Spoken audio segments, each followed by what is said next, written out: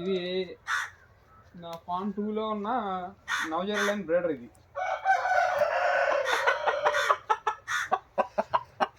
ఇది నవజెరలైన్. ఈ నవజెరలైన్ని నా బ్లాక్ నైట్ నా రెక్క ఒక్క పెట్టలకు కలిపాను. ఎందుకంటే దీంట్లో షఫలింగ్ ఉంటాయి. ఇది విసురులో 3 ఏతలు నరుకుద్ది కొడుకుంది. దీనికి మా నవజెర బ్లాక్ నైట్ లైన్లో పెద్ద బాడీలో ఉన్న పెట్టలను తీసి దానికి కలిపాను. ఆ బాడీ స్ట్రక్చర్ ఉన్న పెట్టలను కలుపుతాం వలన ఏమవుద్దంటే దానికి ఉన్న షఫలింగ్లతో పాటు దీనికి ఉన్న ఏతలు వస్తాయి కోళ్ళకి. ఇక వీటిల్లో నవజెరలోని బ్లాక్ నైట్లో క్రాసే ఇది. ఈ కోడిపుంజు నేను పెట్టల మీద తీసాను. ఇది నవజెర మా రెక్కలైన కాకి పిల్లకి వచ్చింది. నవజెర లైన్లో పెట్టలకు వచ్చింది.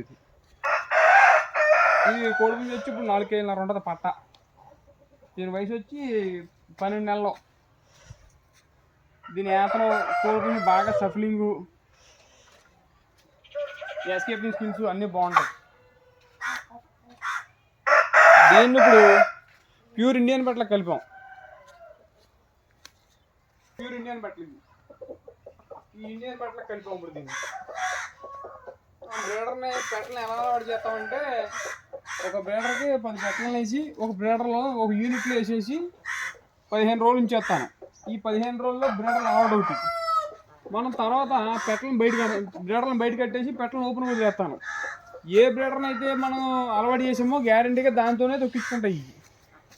ఇప్పుడు బయట వదలడానికి కారణం ఏంటంటే పచ్చగడ్డి. ఫామ్ అంతా పచ్చగడ్డి ఉంటుంది బయటికి.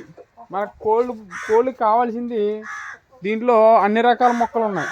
పచ్చగడ్డి కావాల్సింది ఉంది, మునగాకు ఉంది, వేప చెట్లు, తులసి మొక్కలు అన్నీ ఉంటాయి ఇందులో. కోళ్ళకి కావాల్సిన ప్రోటీన్ ఇవన్నీ అందడం కోసం ఇలా బయట వేస్తాం అన్నమాట. కోళ్ళ పెట్టలు బయట తిరగాలండి.